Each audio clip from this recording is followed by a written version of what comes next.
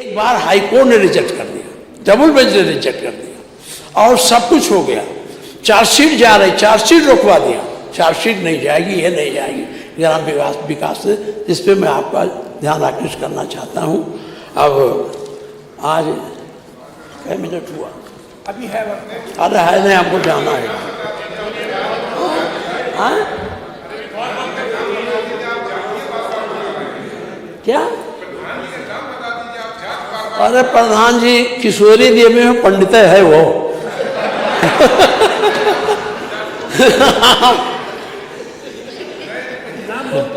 हाँ नाम बता दिया। हाँ। बता दिया। अब मैं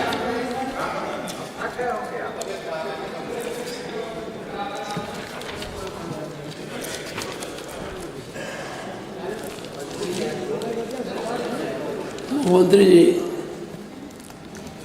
ये आंकड़ा बतावें, आप अभी बता रहे थे सीआरबी वाला है हमारे पास, वो तो आपके पास होगा, सीआरबी दे दें आपको। हाँ ठीक है, नहीं दोहराएंगे, नहीं दोहराएंगे, वो तो आप जानते हैं।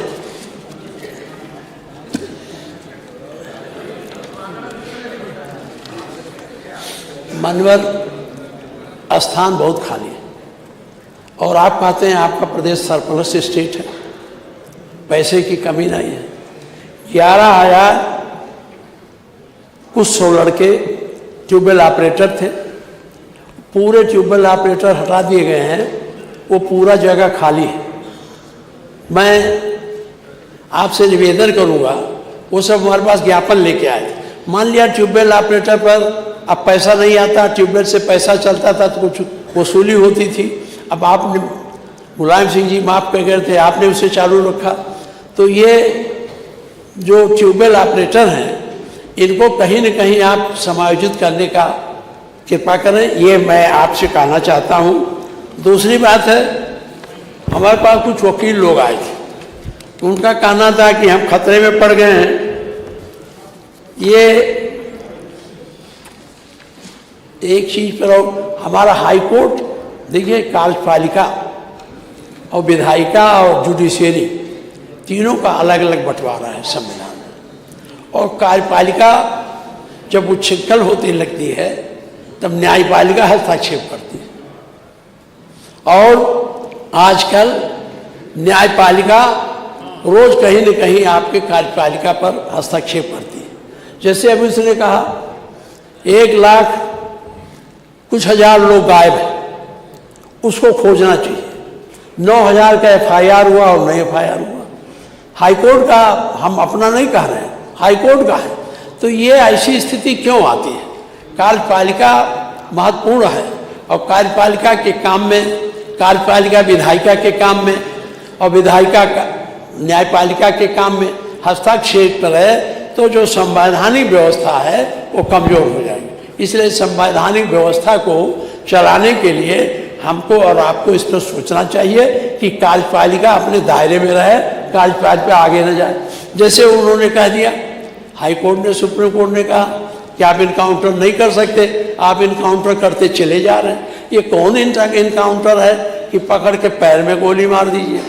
काउंटर तो ये सामने सामने गोली चले, एक सिपाही भी मरे तो सिपाही को चोट नहीं लगती, खरोच नहीं आता, जिसको मारते हैं वो मर जाता है और सिपाही बिल्कुल। तो ये इनकाउंटर नहीं है। मुख्यमंत्री जी आप इनकाउंटर का ऐसा नजीर बना जाइए कि ये सब नजीर खत्म हो जाए, नहीं आने वाला दिन बहुत खतरनाक हो जाए। ऐसे जब पार्टी बन जाएगा लीग तो कोई आएगा इसी तरह से करेगा। लेकिन ये जो इनकाउंटर की प्रक्रिया है इसको कम, आपको किसी को जीने का अधिकार छीनने का हक नहीं कार्यपालिका को। अब आप इनकाउंटर कराइए उनको, क्यों, क्या कारण है कि आपको इनकाउंटर करना पड़े? कारण यह है कि आपकी पैरवी कोर्ट में, न्यायालय में कमजोर है। आपने जिन वकीलों को रखा है वो कहीं न कहीं किसी से संबंधित हैं, उनको जितनी मजबूती से पैरवी करनी चाहिए कोर्ट में उतनी पैरवी से मजबूती से पैरवी नहीं करते। अगर ये पैरवी ठीक हो जाए तो उनको फांसी हो सकती है, आपको इनकाउंटर करने की जरूरत नहीं रहेगी। इसलिए आप अपनी इस न्याय व्यवस्था में जो आपका विभाग है इस पर हाथ दखल दे और उनको कहे मैं एक दो तीन बात अब ज़्यादा नहीं कहूँगा, 35 मिनट बोलता हूँ, 35 हो गया। इसमें तबीयत ठीक 5 करोड़ 6 करोड़ मैं खत्म कर दे रहा हूँ मंत्री। मैं कोई भाषण नहीं कर रहा हूँ, मैं मुख्यमंत्री जी के सामने व्यवहारिक बात रखता हूँ। जो इतने विधायक हैं सभी इस बात को जानते हैं। अब ना बोल रहे तो अलग बात है, मैं सब व्यवहार वैसा नहीं कर रहा हूँ कोई ये आंकड़ा उकड़ा देगा। आपने कहा है कि 5-6 करोड़ ज़्यादा लोगों को आपने गरीबी रेखा से ऊपर उठाया, इसमें है भाषण में। तो मैं ये जानना चाहता हूँ, जब गरीबी रेखा से वापस आ गए, वो आप ऊपर चले गए, तो जो इन्हें सुविधाएं मिलती थी मिलेगी, खत्म हो जाए। जैसे ये है कि अन्न मिलता था 5 किलो, तो 5 किलो उनका चला जाएगा कि नहीं चला जाएगा। सिलेंडर पाते थे फ्री साल में 2, वो मिलेगा उन्हें कि नहीं मिलेगा। इस पर एक स्पष्ट आपने इसमें नहीं किया है। ये किया कि 6 करोड़ लोगों को मैंने गरीबी से ऊपर उठाया। अगर 6 करोड़ गरीबी से ऊपर उठे तो इनके जो मूलभूत अधिकार थे, अभी देख पा रहे थे, उससे वंचित हो जा रहे हैं। तो नया और क्या होगा?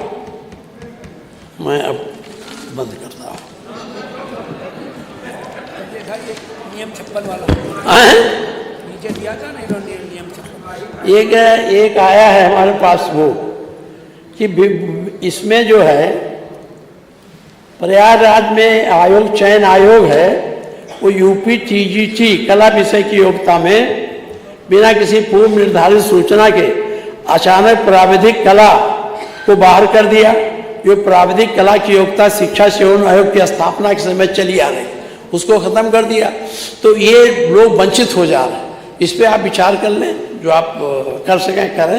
ये मेरे पास आया है, ये नियम 56 क्या ये बता देना। ये हाँ, ये वाराणसी। अब आप तो विकास कर रहे हैं, लेकिन एक तरफ विकास होता है, दूसरी तरफ विनाश होता है। जब सड़क बनती है तो कहीं न कहीं गड्ढा होता है। तो ये बनारस से आया है, काशी विद्यापीठ का पलना देहात में 548 जुज भाग पर गुद्दर व अलवर पुत्रगढ़ मोहन मोतीलाल मुन्नालाल सूरज कुमार राय आज अपनी कच्ची बकरी झोपड़ी आदि पर आवास बनाकर रहते थे, उसको गिरा दिया गया। हमारे विधायक जी ने 56 में दिया था, नहीं बोल पाए तो उसको दिए। एक चीज़ और कहेंगे, कह करके ख़त्म करेंगे हमको। माननीय मुख्यमंत्री जी, आप सारे लोग सनातन की बात करते हैं और सनातन विश्व बंधुत्व की बात करता है, सनातन नफरत की बात नहीं करता। हमारे शंकराचार्य जी आए, क्या हुआ मैं उस पर ज़्यादा टिप्पणी नहीं करूँगा। मैं गया था, उन्होंने कहा हमारे बच्चों को आपके अधिकारियों ने सर पकड़ के पटका पीठ पे लाद करके दबाया। आप जानते हो शंकराचार्य, आप तो सनातन धर्म की बात करते हैं, सनातन धर्म के महत्वपूर्ण व्यक्ति हैं, महत्वपूर्ण दर्जा पर। तो इस तरह के कार्यों को आपको ध्यान देना चाहिए। और शंकराचार्य की नाराज़गी, अब वो नाराज़गी कैसे है, हमसे ज़्यादा बात नहीं हुई, लेकिन यह सही है कि वो अपने को अपमानित महसूस किए। तो इस तरह का सनातन धर्म में नहीं होना चाहिए। सनातन का क्या है, व्यस्तदेव उदार चरिता नाम तो वसुदेव कुटुंबकम, और आपका शुरुआते हैं नफरत, तो फर्क पड़ता है ना। इसलिए इसको आपको देना चाहिए जाना। अगर आप सनातनी हैं तो सनातन धर्म के जो मूल्य हैं उसके अनुरूप इस प्रदेश को चलाने की भी कोशिश करिए। हमें नहीं कहते, सनातन धर्म कहता है, क्या कहता है, सभी सुखी रहें, सभी प्रसन्न रहें, किसी में भेद नहीं करता है। लेकिन अगर सरकार पर बैठे लोग इस तरह के भेद पैदा करते हैं तो सनातन है नहीं। सनातन असली वही है कि जो सबको साथ लेके चले। जैसे मैंने कहा, उदार चरिता नाम तो वसुदेव कुटुंबकम, वो है।